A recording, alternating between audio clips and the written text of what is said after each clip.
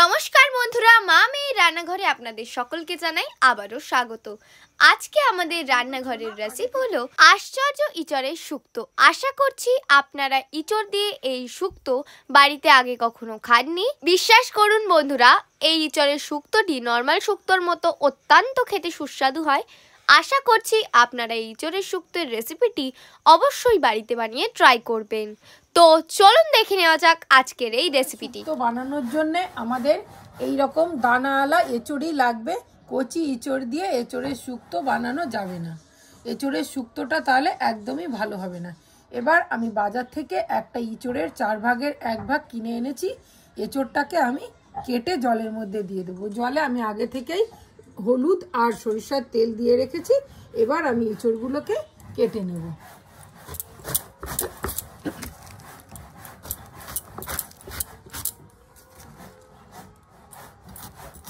ইঁচড়টাকে আমি ছোট ছোট টুকরো টুকরো করে কাটবো। দেখুন বন্ধুরা, ইঁচড়ের শুক্তো বানানোর জন্য আমি ঠিক যেভাবে ইঁচড়টাকে কাটছি, ইঁচড়টাকে এইভাবেই কাটতে হবে।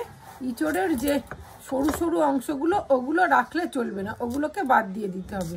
আমি এইভাবে প্রথমে ইঁচড়টা কেটে পিছন দিকটা নিলাম, তারপর এর থেকে আমি বীজগুলোকে একে একে বার করে নেব।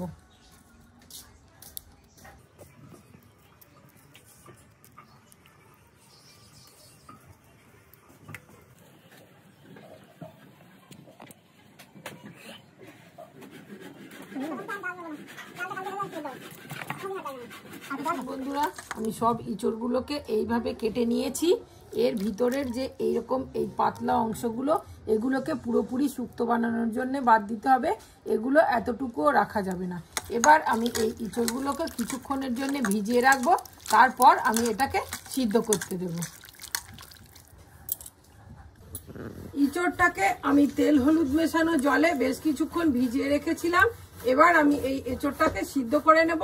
তার জন্য গ্যাসের ওভেনে একটা কড়াই বসিয়ে দিয়েছি। কড়াইয়ের জলটা গরম হয়ে গেছে।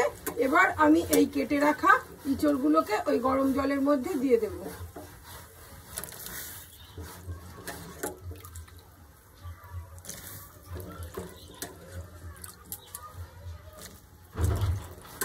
এঁচড়গুলোকে আমি জলের মধ্যে দিয়ে দিয়েছি।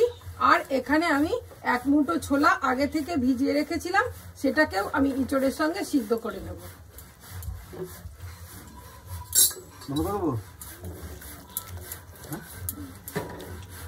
আমি ছোলা আর ইঁচড়টাকে খুব ভালোভাবে সিদ্ধ হতে বসিয়ে দিয়েছি। এবার আমি শুক্তোর জন্য যে অন্যান্য উপকরণগুলো লাগবে সেগুলোকে রেডি করে নিয়ে তারপর ফিরে আসছি আপনাদের কাছে। আমার ইঁচড়টা প্রায় সিদ্ধ হয়ে এসেছে। ইঁচড়টা আরো একটু সিদ্ধ হবে, ততক্ষণে আমি আর অন্যান্য যেসব উপকরণগুলোকে রেডি করে নিয়েছি সেগুলো আপনাদেরকে দেখিয়ে নিই। ইঁচড়ের শুক্তো বানানোর জন্য আমি আর নিয়েছি এই সাইজের আলুকে আমি কেটে টুকরো করে নিয়েছি, আর একটা মাঝারি সাইজের নর্মাল আলুকেও কেটে নিয়েছি। 2টো ছোট সাইজের উচ্ছেকে আমি এইভাবে টুকরো করে কেটে নিয়েছি। আর ফোড়ন আর বাটা মশলার জন্য যেগুলো নিয়েছি সেগুলো আপনাদেরকে দেখিয়ে নিচ্ছি। ফোড়নের জন্য আমি নিয়েছি খুব অল্প পরিমাণ 5 ফোড়ন, 2টো তেজপাতা, একটা বোটা সমেত শুকনো লঙ্কা। আর আমি বাটা মশলার জন্য নিয়েছি জিরে, কালো সর্ষে, মৌরি, রাঁধুনি। এর মধ্যে থেকে আমি কিছুটা পরিমাণ রাঁধুনি ও মৌরিকে শুকনো খোলায় ভেজে গুঁড়ো করে রাখবো। আর নিয়েছি একটা ছোট 5 টাকা দামের প্যাকেটের গুঁড়ো দুধ। আর নিয়েছি পোস্ত। এর থেকে আমি 2 চামচ পরিমাণ পোস্ত নিয়ে বেটে দুধ আর পোস্তটাকে মিশিয়ে রাখবো। সিদ্ধ হয়ে গেছে। এবার আমি এটাকে একটা ঝুড়ির মধ্যে ঢেলে দিচ্ছি জল ঝরার জন্য। এবার আমি প্রথমে ইঁচড়ের যে ভাজা মশলাটা সেটাকে তৈরি করে নেব।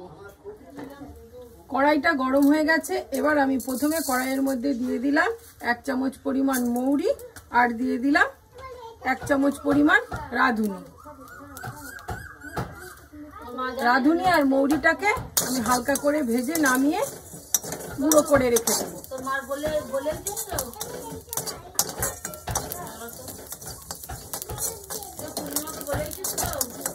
আমার রাঁধুনি মৌরিটা ভাজা হয়ে গেছে। এবার আমি এটাকে নামিয়ে গুঁড়ো করে রাখবো। ইঁচড় বানানোর জন্য আমি একটা কড়াই বসিয়ে দিয়েছি। কড়াইতে দিয়ে দিলাম পরিমাণ মতো সরিষার তেল। এবার আমি প্রথমেই উচ্ছেগুলোকে ভেজে নেব। তেলটা গরম হয়ে গেছে। এবার আমি তেলের মধ্যে সরু সরু করে কেটে রাখা উচ্ছেগুলোকে দিয়ে দিলাম।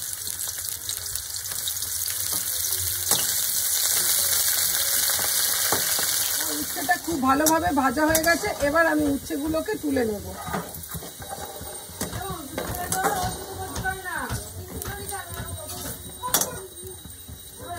এবার ওই তেলের মধ্যে আমি আলু আর রাঙা আলুগুলোকে ভেজে নেব।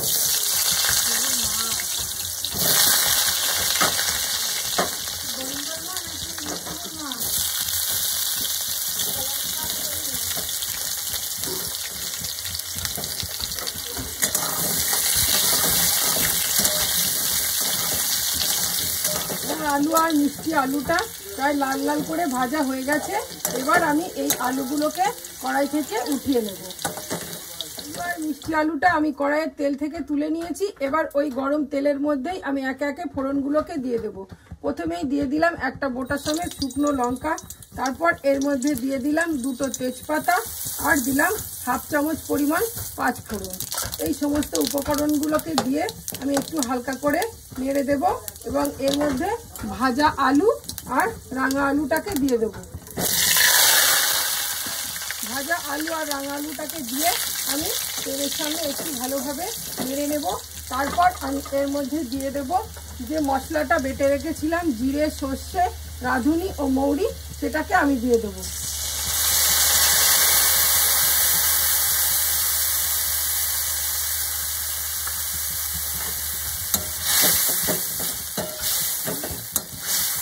এর মধ্যে আমি আগেই আদা দিয়ে দিয়েছি। আদাটা আমি আপনাদের দেখাতে ভুলে গেছি। সব মশলাগুলোকে দিয়ে আমি আলু ও রাঙা আলুর সঙ্গে খুব ভালোভাবে মিশিয়ে নিয়েছি। এবার আমি এর মধ্যে দিয়ে দেব ভাজা উচ্ছেগুলো। ভাজা উচ্ছেগুলোকে দিয়ে আমি এর সঙ্গে নেড়ে দেবো এবং যে সিদ্ধ ছোলা আর ইঁচড়টা রেখেছিলাম সেটাকেও আমি এর সঙ্গে ঢেলে দিয়ে খুব ভালোভাবে মিশিয়ে দেবো। ইঁচড়ের মধ্যে দিয়ে দেবো স্বাদ মতো লবণ। এখানে আমি আর হলুদ যোগ করব না। সিদ্ধ করার সময় যে হলুদটুকু আমি দিয়েছিলাম সেটাই থাকবে। এটা আমি হলুদ ছাড়াই করব। আর এই তরকারির মধ্যে যদি আমি হলুদ দিই তাহলে শুক্তোর আর যে অন্যান্য উপকরণ সেগুলোর গন্ধ এই শুক্তোটাতে টেনে নেবে।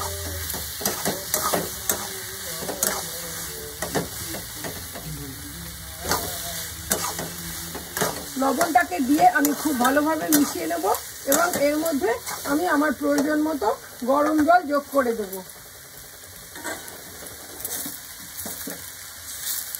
এর মধ্যে আমি যোগ করে দিলাম প্রয়োজন মতো গরম জল।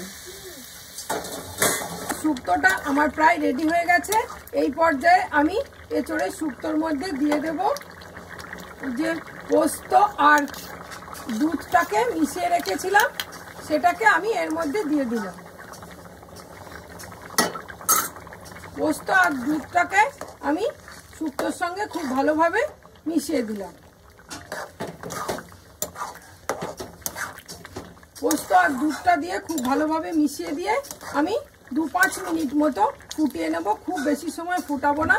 তারপরে শুক্তোতে যে জিনিসটা না দিলে শুক্তো অসম্পূর্ণ থেকে যাবে, সেই চিনি আর ঘি, সেটাকে দিয়ে আমি নামিয়ে দেব। শুক্তোর মধ্যে আমি 1 চামচ পরিমাণ চিনি দিয়ে দিলাম। আপনারা যদি শুক্তোটা একটু বেশি মিষ্টি খেতে চান তাহলে মিষ্টিটা আপনারা আপনাদের স্বাদ মতো দিয়ে নেবেন। সবশেষে আমি এর মধ্যে 1 চামচ গাওয়া ঘি মিশিয়ে শুক্তোটাকে নামিয়ে দেব এবং ঠান্ডা হলে ভাজা মশলা দিয়ে দেব। আমি এর মধ্যে 1 চামচ গাওয়া ঘিও যোগ করে দিলাম। গাওয়া ঘিটা দিয়ে আমি একটু নেড়ে দিয়ে শুক্তোটাকে আমি নামিয়ে দেব। আমার শুক্তোটা প্রায় তৈরি হয়ে গেছে।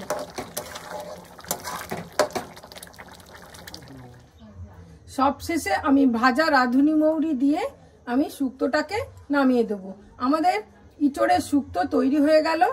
আমাদের এই রেসিপিটা যদি আপনাদের ভালো লাগে তাহলে আমাদের চ্যানেলটাকে সাবস্ক্রাইব করে আমাদের পাশে থাকবেন এবং লাইক, শেয়ার ও কমেন্ট করবেন। নমস্কার।